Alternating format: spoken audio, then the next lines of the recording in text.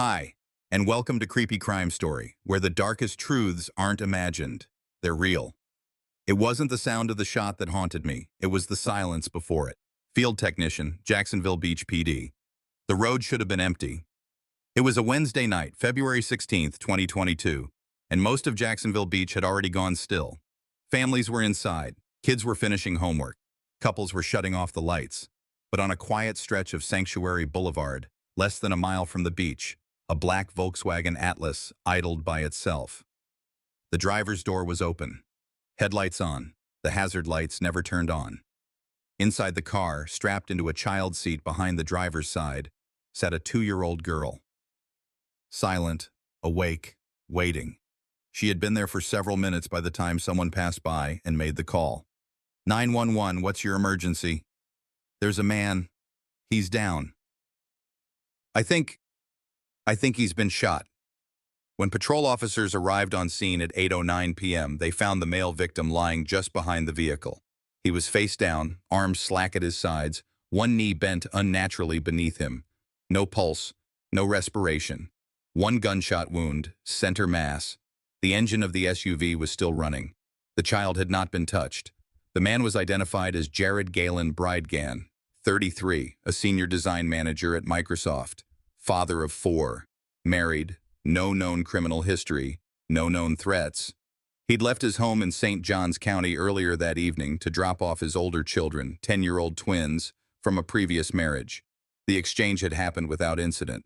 According to the mother of the children, Jared said only, "See you next time," before driving away with his toddler in the back seat. At 7:52 p.m., GPS data from the Atlas showed it came to a complete stop along Sanctuary Boulevard. Less than 2 minutes later, Bridegan was dead. The crime scene had no skid marks, no signs of a struggle, no casings, no footprints that could be preserved. But just ahead of the car, partially visible in the grass, lay an old tire, positioned directly in the center of the lane. According to responding officers, there was no logical reason for that tire to be there. No construction site, no debris spill, no recent storm. And that was the first anomaly. The medical examiner's preliminary findings confirmed a single gunshot wound, fired at close range from behind the victim's left shoulder. The bullet passed through the thoracic cavity, causing immediate internal collapse. Time of death was estimated between 7:54 and 7:56 p.m. Toxicology returned clean. No defensive wounds were present. The victim's hands showed no gunshot residue. In the words of one homicide detective on scene, "This wasn't a robbery. His wallet was still there. Phone was still there. This was deliberate, controlled. It looked planned." Detectives began canvassing homes and businesses in a 2-block radius. Body cam footage shows multiple units knocking on doors that night, asking for ring cam access. Very few cameras faced the direction of Sanctuary Boulevard. The ones that did were either pointed too high or time-stamped incorrectly. A gas station 5 blocks away recorded a black pickup truck turning westbound out of the area around 7:49 p.m. Make and model were indeterminable. It remains unclear if it was related. The first solid confirmation came not from video, but from digital data. Jacksonville PD's Cyber Forensics Unit pulled cell tower pings and GPS trail logs from the SUV and the victim's personal phone. Jared's movements aligned to the minute with the planned route. No deviation, no unexpected stops. Until the tire. By February 18th, the story was already on local media. By the 20th, it had reached national headlines. A respected tech executive ambushed in a quiet neighborhood, while his toddler watched. News anchors asked if it was a case of mistaken identity. Investigators didn't think so. Jared's name hadn't been random on any recent threat list, and his schedule that night hadn't been public. But the people closest to him, his wife, his ex-wife, his extended family, they knew where he would be. They knew he dropped off the twins every other Wednesday. The route didn't change. The timeline didn't shift. And that, detectives said quietly to each other, was the second anomaly. Kirsten Bridegan, Jared's widow, told police he'd expressed unease for months. He never used the word afraid, but he changed up his return route sometimes. He mentioned weird cars parked outside the twins' school, and once said he thought someone had followed him to a gas station, but he never filed a report. Yeah, never recorded a plate, never escalated it, because, as Kirsten would later say, He didn't want the kids to feel like they were in the middle of something ugly. The forensic review of the SUV was exhaustive. Luminol sweeps returned negative. There was no sign the vehicle had been tampered with before or after the shooting. The tire, worn, Goodyear, light truck grade, was collected, swabbed, and tested. No blood, no prints, but it did yield a partial fiber match, poly-blend work glove residue consistent with landscaping gear. That became the first physical clue pointing toward a suspect type. Not a name, but a profession. And the crime scene log closed with a chilling detail. Toddler remained in vehicle for approximately 36 minutes post-incident before being removed by first responders. Child was nonverbal but responsive. As investigators began tracing the logistics, phone records, digital maps, cellular triangulation, a profile began forming. This wasn't spontaneous. This wasn't a carjacking gone wrong. The tire had been placed deliberately. The shooter had fired once from behind, then disappeared. No extra bullets, no hesitation, no escalation. The lack of chaos was its own evidence. There are two ways investigators profile a victim. First, what made them vulnerable? Second, what made them a target? In the case of M.u.r.d.e.r, both questions led to one answer: routine. He was a man of habits. Not because he was predictable, but because he believed showing up consistently made you dependable, especially as a father. He never skipped a drop-off. He never missed a pickup. And for years, that meant taking the same road home every other Wednesday at roughly the same time after returning his 10-year-old twins to their mother. In law enforcement, these patterns can be a liability. They create openings. Victims with known movements create timelines for attackers, one detective later stated bluntly. Jared Galen Bridgen was born in 1988, raised in Utah, and earned a degree in computer design before landing a position at Microsoft. He relocated to Florida in 2015, the same year his divorce from Shanna Gardner was finalized. The couple shared custody of their twins under a split schedule, equal time with rotating exchanges. The divorce had not been amicable. Official records from 2014 to 2015 showed multiple filings regarding communication breakdowns, mediation disputes, and concerns over parenting decisions. Financially, the settlement had been fair, according to attorneys. Emotionally, it had not. By 2017, Jared had remarried. His wife, Kirsten Bridgen, was a Florida native. Together, they had two daughters, one just 6 months old at the time of his death. Jared remained involved in the twins' lives. He insisted on physical pickups and drop-offs, even when phone communication between the exes broke down. Friends noted he often drove alone during custody exchanges. It wasn't a legal requirement. It was a choice. Digital forensic teams began building a profile of movement around the drop-off date, February 16, 2022. Jared left his office in Jacksonville at 5:41 p.m. He arrived at Shanna's home in the Mandarin neighborhood at 7:02 p.m. The drop-off was short, under 5 minutes. GPS data placed his vehicle turning southbound by 7:09 p.m. He was on Sanctuary Boulevard by 7:52 p.m. That interval was clean, no detours, no stops, which raised a critical question. If this was premeditated, how did the assailant know when he'd arrive? The tire hadn't been in the road long. There had been no other 911 calls reporting it. Investigators began examining possible leaks in the schedule, shared apps, emails, calendar syncing. Nothing turned up on Jared's end. His digital trail was clean, but the exchange wasn't private. Both families had full knowledge of the schedule, and someone else, someone close, might have known the exact pattern well enough to anticipate it. The digital sweep continued. Cell tower triangulation confirmed Jared's phone pinged within 60 feet of the tire at 7:54 p.m. At 7:55 p.m., it disconnected.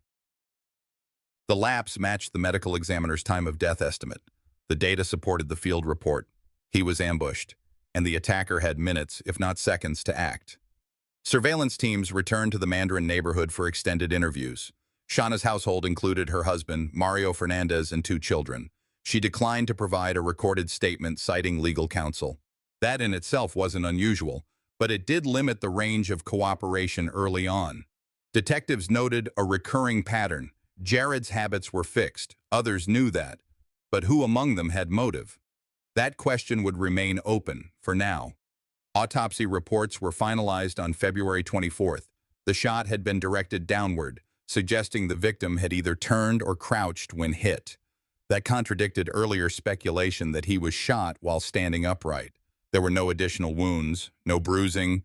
The implication was surgical. One shot, placed correctly from a shooter who didn't need a second. While forensic teams reconstructed the scene, investigators shifted focus toward Jared's behavioral patterns, looking for signs he'd been concerned, cautious, aware of surveillance or threats. 3 separate acquaintances shared statements that added context. He had once changed grocery stores, citing weird vibes in a parking lot. He altered a gym membership location a month before his death. He mentioned someone sitting too long outside the twins' school on a previous pickup. None of these were formal complaints, but combined, they suggested he'd started noticing things. He didn't talk about them much. Maybe he thought he was overthinking it, or maybe he believed no one would believe him. At this point in the investigation, no suspect had been named. There were no arrests. But behind closed doors, detectives were refining a model. "It's always one of 3, a case officer remarked during internal briefing. Random, financial, personal. This wasn't random, and there's no sign of financial. That left one category, personal. To understand who Jared Bridegan was, you had to look at the structure around him. Not just his career, not just his marriage, but the custody web he moved through every week. Court documents confirmed multiple filings by both parents between 2015 and 2020. Though nothing recent stood out, the history was extensive enough to raise red flags.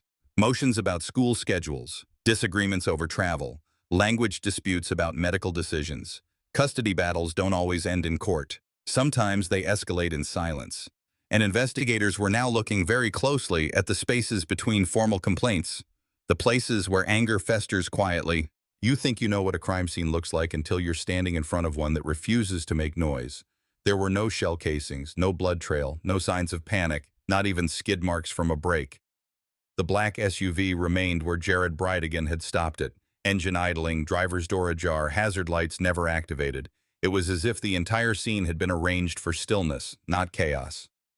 And that silence, it wasn't just unsettling, it was tactical. At the Jacksonville Beach Police Department, the case file was already flagged as a priority within 36 hours of the incident.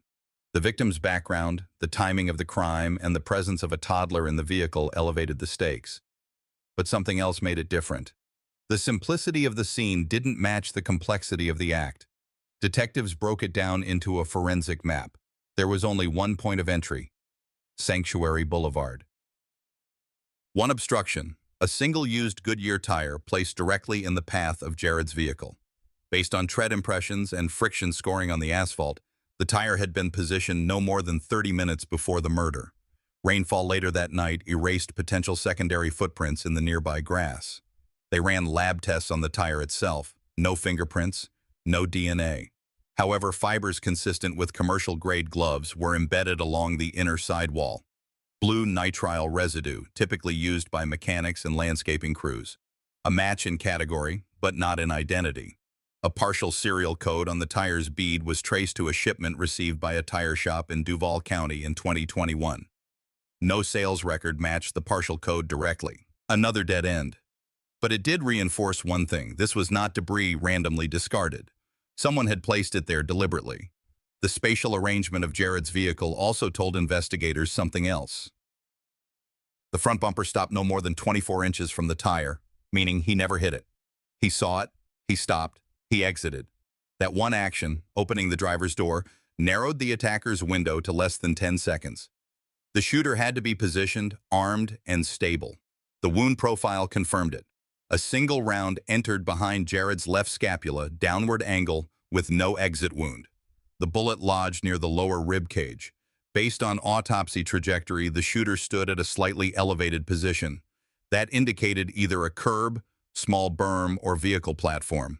The bullet, recovered intact during post-mortem, was a .40 caliber full metal jacket, commonly used in Glock pistols. In other words, this wasn't improvised. This was methodical. Digital forensic analysts were simultaneously reviewing data from Jared's Ford Atlas. The vehicle's onboard system recorded acceleration, braking, and door sensor movement. It confirmed the car slowed abruptly at 7:52 p.m. The driver's door opened at 7:53 p.m. Jared was shot within 90 seconds of stopping. The rear passenger door, where the toddler sat, was never opened. Dashcam footage? None. The vehicle did not come equipped with a camera, and Jared hadn't installed a personal system. That, to some in the unit, was a missed opportunity, but the real takeaway came from the fact that the killer didn't hesitate, didn't seem to check the rear seat. That raised an unsettling consideration. They either didn't care who else was in the car, or they knew exactly who was. Crime scene unit noted the lack of tire tracks entering or exiting nearby lots or wooded areas. This supported one working theory. The shooter likely approached on foot, possibly from a secondary drop-off point or parked vehicle beyond camera range. Environmental scans on nearby utility poles were also completed. One unassuming city light camera 3 blocks north had caught faint headlight motion moving away from the scene minutes after the shooting. Too grainy to read plates, no identifying markers, but it was enough to suggest a possible getaway route. It was now clear the killer didn't panic. They didn't rush. They left behind no phone pings, no visible trace, and no evidence of disorganization. It wasn't just clean, it was controlled. Behind the forensic evidence was something less measurable, but no less important: the toddler. Investigators made sure the child received a medical evaluation immediately after removal from the vehicle. No injuries, vitals stable, but she was dehydrated and severely disoriented. The working estimate was that she remained alone for nearly 40 minutes. Detectives spoke quietly about the detail, even in internal reports. One supervisor later noted, "You don't stage a murder like this unless you've already accepted what you're leaving behind." That detail would eventually shape the theory about motive. Not just who wanted Jared gone, but why they wanted it done there then, and that way. As investigators organized the evidence board, tire placement, shooter angle, ballistic trajectory, timestamps, patterns began to emerge. But one stuck out above the rest. Nothing about this scene looked improvised. This wasn't a rage killing. This wasn't a random act of opportunity. This was execution masked as misdirection. The only thing missing was who had the motive and who had the means to plan that carefully. If you want to understand a murder, you start with the routine. If you want to understand who planned it, you look at who knew that routine better than anyone else. That's where the case turned. Because the tire didn't just block a random car, it blocked his car. At a time and place that only someone familiar with his custody exchanges could have predicted. And that detail narrowed the suspect pool not by chance, but by proximity. By the end of February 2022, investigators had already built a digital reconstruction of Jared Bridegan's final hours. But the most valuable lead didn't come from the crime scene itself. It came from a calendar. Jared had followed the same custody exchange pattern for years. Wednesdays were predictable. The drop-off time rarely changed. Surveillance from weeks prior showed the same route, same timestamp, and same endpoint: his ex-wife's residence in the Mandarin neighborhood. The schedule wasn't confidential. It was part of a court-ordered custody agreement. So the question investigators began asking wasn't just who would have wanted Jared dead, but who would have known exactly when to strike without needing to follow him that day. As detectives mapped personal associations and household links, one name recurred: Shanna Gardner Fernandez, Jared's ex-wife. Her legal relationship with Jared had ended in 2015, but the custody battle had continued long after. Court records between 2015 and 2020 showed recurring disputes, medical authority disagreements, disagreements over school enrollment, and documented requests for supervised exchanges. But no known violence, no protective orders, nothing that would, on paper, predict escalation to murder. Jared's new wife, Kirsten, confirmed to investigators that the relationship between Jared and Shanna remained tense and formal. Communications were limited. Exchanges occurred in silence, but Jared never reported direct threats. That didn't mean they weren't there, only that they hadn't been documented. The working assumption from one homicide sergeant was this: we're not looking for signs of anger. We're looking for signs of calculated frustration. In March 2022, investigators reviewed ring cam footage from neighbors surrounding Shanna's home. A pattern emerged. Multiple footage sets showed Jared arriving alone at custody exchanges. No one met him outside. No security escorts, just Jared on foot, guiding the twins to the door. The lack of interaction was itself telling. One detective noted in their internal report, consistent avoidance behavior. Both sides engaged in exchanges without verbal contact. Civil, but cold. On the night of February 16th, footage confirmed Jared arriving at 7:02 p.m. and leaving by 7:07. No confrontation, no lingering, The tire would be encountered 45 minutes later. But then came a critical detail. Someone else had been visible on several ring cams during previous Wednesdays. A male figure, late 30s, had walked out to the driveway and spoken briefly to the children. On at least 2 occasions, this individual observed Jared from the porch and then returned inside. His identity was confirmed through DMV photo match. Mario Fernandez Saldana, Shauna's second husband. This placed him as not only a household contact but an observer of the pattern. Investigators requested full subpoena access to phone records from individuals associated with both households. While Jared's digital footprint remained linear and focused, mostly work, parenting apps, and family messaging, Mario's call logs showed something else entirely. In the weeks surrounding the murder, Mario had exchanged over 60 calls with a man named Henry Tenon, a 61-year-old with prior misdemeanor arrests and no visible employment at the time.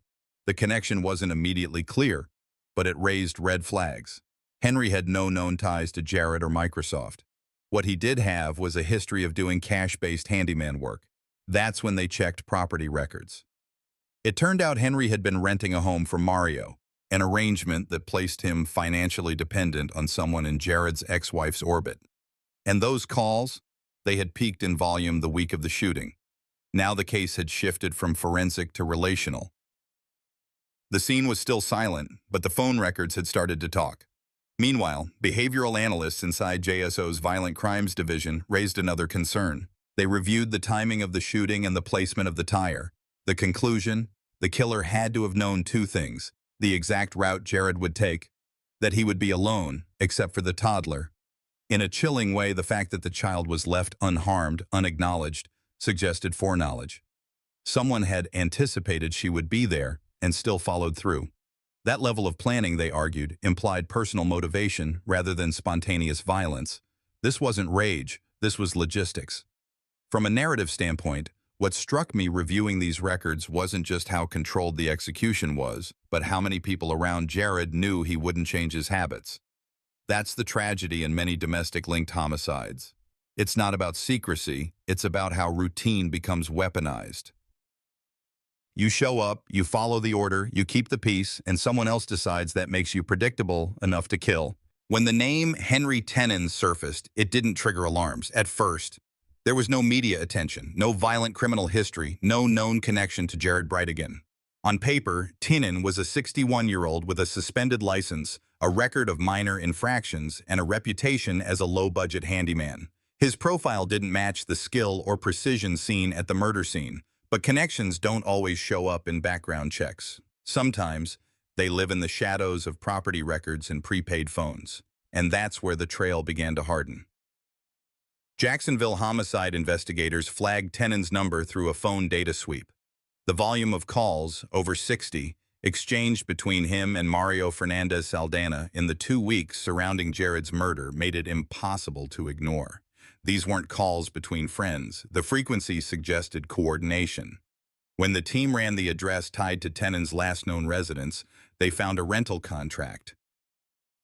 The property was owned by a limited liability company, one registered to Mario Fernandez. The lease had been active for over a year. Rent was paid in cash. No maintenance requests were ever logged. Tenon was the only tenant. This wasn't a random handyman. This was a financially dependent associate living on the property of the victim's ex-wife's husband. The lead detective made the observation bluntly in his report. This isn't circumstantial anymore. This is leverage. The focus turned immediately to Tenon's movements in the days before and after February 16th. A subpoena for location data from his phone placed him within a half-mile radius of Sanctuary Boulevard at 7:45 p.m. the night of the shooting. That detail wasn't the whole story, but it was the first physical point placing a potential suspect near the scene at the exact time the murder occurred. More compelling was the absence of activity. Tenon's phone went dark, no pings, no movement, for 37 minutes, starting at 7:48 p.m. And that blackout window aligned precisely with the time Jared's SUV came to a stop, the shooting occurred, and the first 911 call was placed. The lack of movement wasn't an oversight, it was deliberate. Tenon had turned the phone off. In early March 2022, investigators received the first forensic enhancement from surveillance review teams. A dark-colored Ford F-150 with a damaged front fender was captured on a private business camera exiting a side street near the scene. The timestamp read 7:58 p.m.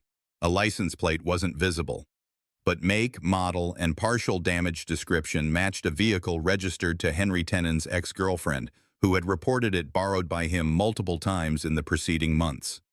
That gave investigators the vehicle, the location, the timeline. They still didn't have a murder weapon, but now they had means, opportunity, and movement, all tied to a man living under Mario Fernandez's financial support. The puzzle was no longer about if the scene had been staged. It was about who staged it. During a secondary search of Tennant's property, detectives recovered handwritten notes, a prepaid track phone, and several unregistered .40 caliber shell casings inside a toolbox. The casings were not a forensic match to the bullet pulled from Jared's body, but the caliber was identical. A neighbor reported hearing late-night target practice behind the house 2 nights before the murder. At the time, it hadn't seemed relevant. Now, it did. For those of us reviewing the case, the shift in focus from theory to structure was unmistakable. The investigation wasn't hunting ghosts anymore. It was mapping infrastructure. The key mistake wasn't made at the crime scene. It was made through repetition. Too many calls, too many favors, too many digital traces left for people who believed no one would ever put the dots together. That's the risk when you use someone you think doesn't matter. Eventually, someone looks into why they were involved at all. There's a point in every investigation when physical evidence begins to plateau. No new DNA, no fresh prints. Surveillance footage thins out. That's when you stop chasing the scene and start chasing the money. Because killers make mistakes, but people funding them usually leave a paper trail. By mid-March 2022, the homicide unit had enough to place Henry Tennant near the crime scene with motive, opportunity, and connections. But what they didn't have, yet, was proof of payment. Investigators turned their attention to financial activity linked to Mario Fernandez, the man married to Jared Britigan's ex-wife. He wasn't just connected to Tennant through housing. He had business interests and banking movement that had gone unexamined until now. A search warrant issued for Mario's personal and business accounts uncovered a series of check payments issued from a small LLC he controlled, classified under property management. One of those checks, cashed 6 days before the murder, was made out to Henry Tennant. The memo line read simply, "Contract work." That payment, $1,000, was unreported. No invoice, no receipt, no matching repair project at any Fernandez-owned property during that week. That wasn't the only transaction. Over a span of 2 months, Tennant had received 4 separate checks totaling just over $4,000, all routed through the same LLC. No tax documentation, no service logs. It was the financial equivalent of whispering. Forensic accountants began piecing together timelines, dates of calls between Mario and Tennant, bank withdrawal logs, and property location data. What stood out wasn't just the flow of money, it was how tightly the payments were timed to surveillance activity. One transaction occurred within 48 hours of Tennant's phone going dark near Sanctuary Boulevard. Another matched a date when the F-150 linked to Tennant had been seen near Mandarin, roughly 5 miles from Shanna Gardner's residence. The money wasn't random. It was spaced like deposits around key operational dates. Investigators also looked for any digital footprint tied to Mario that might reveal planning. His Google account yielded a deleted search from late January, "How to wipe GPS history from iPhone." The search had been cleared but remained visible in the device's web activity log through iCloud Sync. That alone didn't prove involvement, but as the lead tech investigator noted, you don't search how to delete location data if you're staying home. In early April, with the financial chain tightening, a deeper dive into business filings revealed something else. The LLC used to pay Tennant wasn't the only entity Mario Fernandez had access to. A second business, inactive for years, was reactivated 2 weeks before the murder, with a new checking account opened under the same name. That second account showed one large cash withdrawal, $5,000, made 3 days before the shooting. The withdrawal came from a branch in Jacksonville, and security footage confirmed the person making it was Mario himself. The money trail had just expanded from petty checks to lump sum activity. That $5,000 withdrawal was never deposited back. It wasn't spent through traceable transactions. It vanished. Tennant, who lived cash-based, was the likely recipient.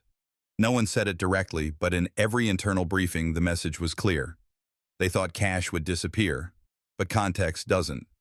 There's a moment when the numbers align too closely to be coincidence, when bank activity, call logs, location data, and vehicle movements all converge in a window so narrow it stops being circumstantial. That's where this case stood now. You can have the money trail, the call logs, and the vehicle match, but at some point you need someone to talk.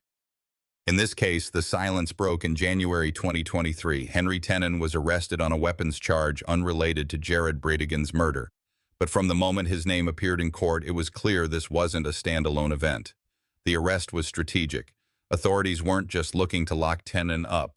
They were testing pressure points. He didn't fold immediately, but the timeline showed what mattered most.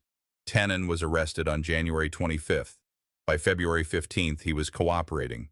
The state attorney's office filed formal murder charges against him in early March. First degree. Premeditated. But what caught attention across the law enforcement and legal community wasn't the charge, it was the deal. Tenon agreed to plead guilty to second-degree murder in exchange for testimony. His sentence, 15 years, with conditions. He would be required to cooperate fully in the ongoing investigation, including testifying against co-conspirators.